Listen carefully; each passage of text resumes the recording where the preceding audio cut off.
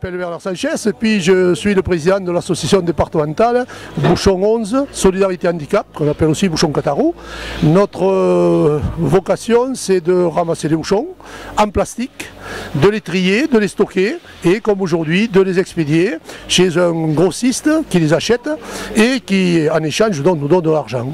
Cet argent, on a des dossiers de demande d'aide financière à destination de personnes handicapées qui ont des besoins financiers pour s'équiper correctement.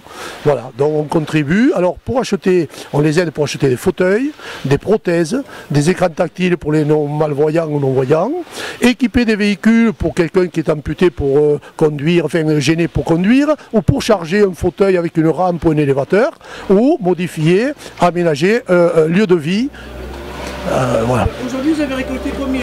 Alors aujourd'hui je pense qu'il y a une douzaine de tonnes de bouchons qui doivent représenter 3 000 et quelques euros, dans les 3 000 euros. Alors combien il faut de temps pour récupérer ces 12 tonnes? Eh bien là, ici pour ces 12 tonnes, on a mis 10 mois.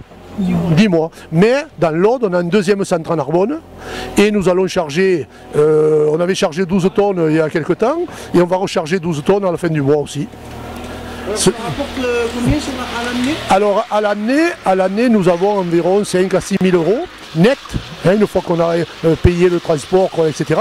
Ce qui nous permet de satisfaire quelques demandes. Ça a été le cas cette année au mois de septembre. Le 8 septembre, on a remis un chèque de 1 500 euros à la famille Petit Garçon Handicapé à Coursan. 8 jours après, 1 500 euros à Conques. Et 8 jours après, 1 800 euros à Pieusse.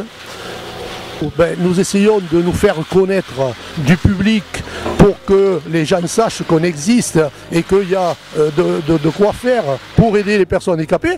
Les bouchons sont des déchets recyclables, ça ne coûte rien de les collecter et ça peut aider beaucoup. Alors on travaille avec les collectivités territoriales, heureusement qu'elles sont là pour nous aider, comme là par exemple la communauté commune de Limoux, mais à Narbonne c'est la municipalité, à Carcassonne c'est l'agglo, enfin et partout, toutes les grandes villes, etc. nous aident et heureusement. On va aussi dans les écoles parce que les enfants sont de bons vecteurs de communication, très rigoureux dans ce qu'on leur dit.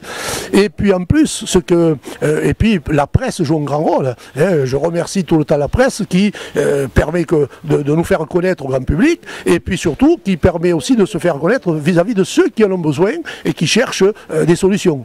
Voilà. Alors ce que je dis tout le temps, c'est que notre association, c'est un peu comme un iceberg. Il y a une partie visible, c'est ce que vous voyez aujourd'hui, le chargement des camions, pour aider, pour faire du caritatif, mais il y a deux autres aspects auxquels on ne pense pas, c'est qu'on s'inscrit aussi dans le développement durable. Ces millions de bouchons qui sont dans le camion ne resteront pas polluer les sols, par ruissellement ils n'iront pas à la mer, où on sait que ça fait des dégâts considérables sur la faune. Par ailleurs, avec les bouchons en plastique, enfin les bouchons, oui, on fait des objets de toutes sortes, mais on fait aussi des palettes de manutention en plastique qui remplacent les palettes en bois, ce qui veut dire qu'on permet ainsi de moins déforester la planète et donc de maintenir les arbres fabriquent l'oxygène, hein, ce sont eux qui produisent l'oxygène. Voilà. Donc, et puis on économise aussi le pétrole, puisque les gens qui utilisent du plastique recyclé n'ont pas besoin de plastique neuf. Qui dit pétrole transformé dit aussi gaz d'émanation, etc. Donc je crois qu'on est gagnant-gagnant sur toute la ligne. Le troisième aspect qui n'est pas perçu, c'est le rôle pédagogique que joue auprès des enfants, puisqu'on a un rôle citoyen pédagogique, on leur apprend déjà dès le plus jeune âge, donc tout ce qu'on vient de dire, c'est-à-dire le tri sélectif, l'économie de la non-pollution, la sauvegarde, etc. Voilà. Donc si j'ai des bouchons, je les amène où?